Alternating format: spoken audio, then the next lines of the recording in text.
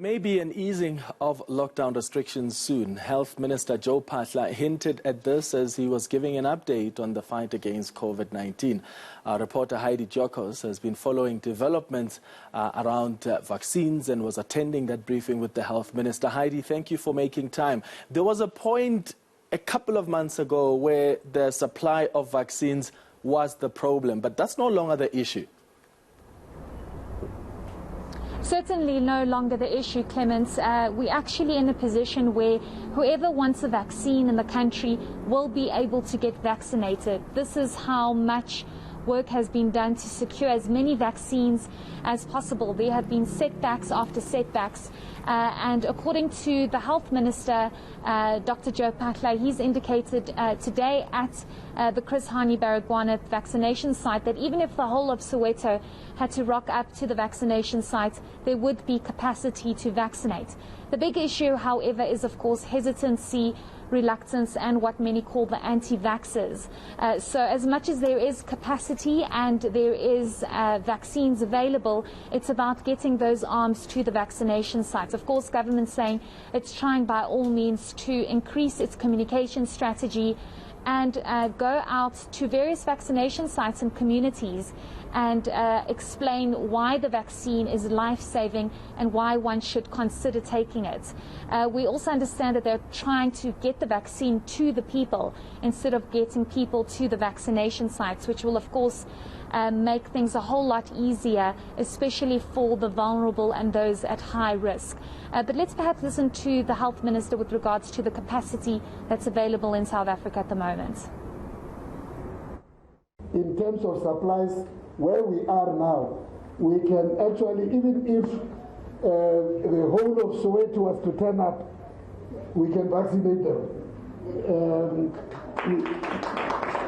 We would be able to provide enough vaccinations.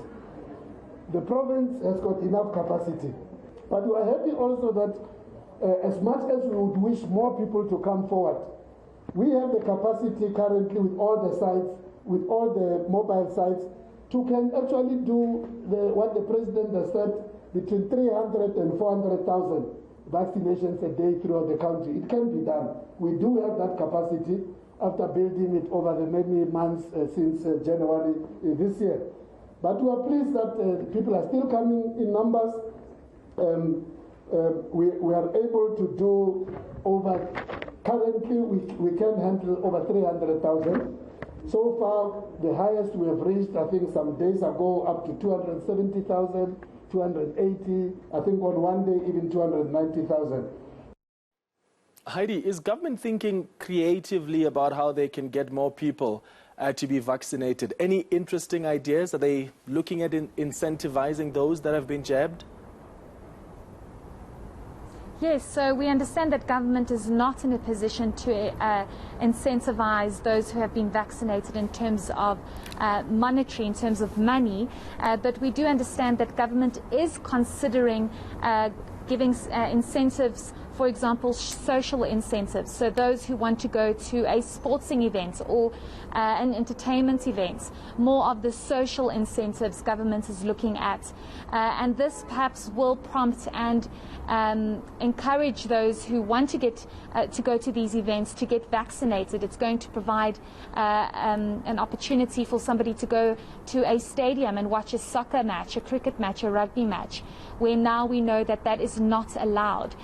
Even though one is able to transmit the virus, even though you have been fully vaccinated, the goal is to vaccinate as many people as possible because it decreases the possibility of severe illness and hospitalization, which is what government is striving for. Because if you can eliminate the pressure on hospitals, it shows that the vaccine is working, and of course there's a lot less deaths. So government's saying perhaps we should look at incentives.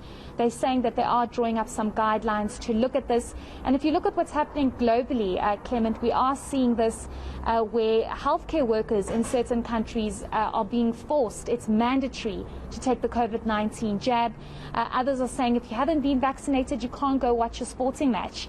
If you haven't been vaccinated, you can't get onto the train. So this is most certainly something that government is looking at, and it's got a lot more to do with the fact that they're trying to reach herd immunity and, of course, dispel this misinformation and fake news that seems to be gaining momentum with regards to the COVID-19 jab.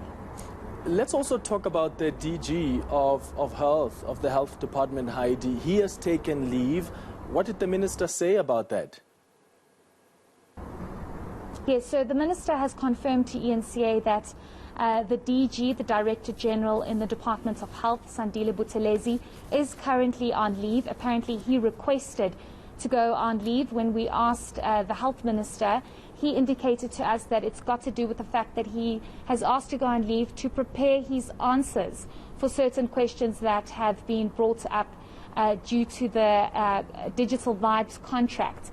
We do understand that the SIU has handed over a report to the President, and we know that the Department of Health also has that report, and they are in a position where they might need to act very soon. So according to the Health Minister, he says he is in no position to indicate whether or not the DG might be suspended due to possible implications in that Digital Vibes contract. But what we do know is that he is on leave. We don't know for how long, but it's all got to do with him needing to prepare his answers from questions that have arisen due to the Digital Vibes contract. Let's listen to the Health Minister on that.